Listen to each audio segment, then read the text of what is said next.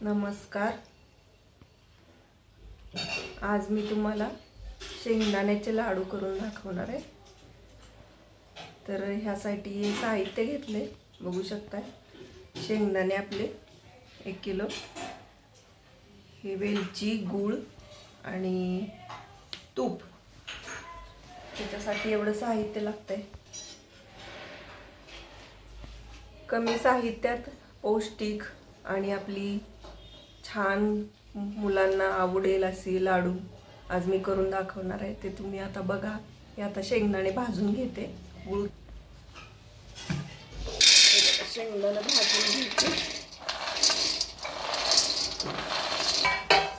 आता हे शेंगदाणे मंद आचेवर आपण चांगलं भाजून घ्यायचं। निवडले सगळे शेंगदाणे, स्वच्छ निवडून घेतले। आता फक्त मंद आचेवर भाजून घ्यायचे चांगले। खिसून घेते।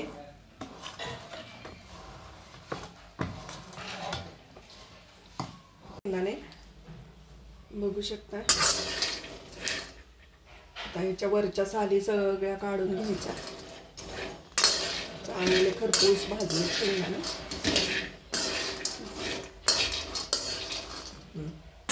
हे बघा, आता ह्याची फोलपाट काढून घेतले शेंगदाण्याची।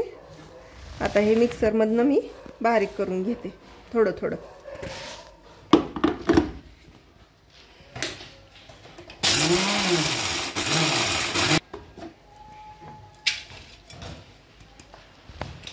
ते नको जरा हे करू। हे आता तयार करून घेतलंय, मिक्सरवरनं बारीक करून घेतलंय। तर ह्याच्यात मी 4 चमचे तूप घालणार आहे। हे बघू शकता, गरम करून जरा तूप घालायचं, म्हणजे लाडू वळायला आपल्याला सोपं पडतंय।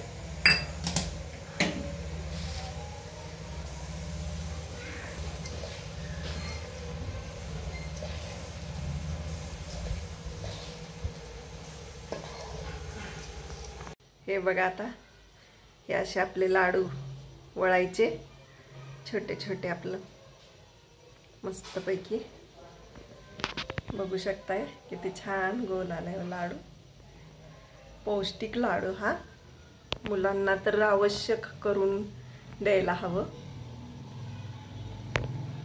हे असे आता मी सगळे वळून घेते लाडू। शेंगदाणा गूळ लाडूचे फायदे: शेंगदाण्यात कॅल्शियम, मॅग्नेशियम आणि झिंक भरपूर असते, जे हाडांसाठी खूप फायदेशीर आहेत। शेंगदाण्यातील हेल्दी फॅट्स हे कोलेस्ट्रॉल कमी करण्यास मदत करतात। गुळात लोह, आयर्न भरपूर असते, जो रक्त शुद्धी करतो आणि हिमोग्लोबिन वाढवतो। विशेषतः महिलांसाठी उपयुक्त आहे।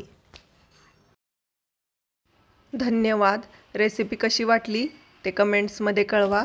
सबस्क्राईब करा।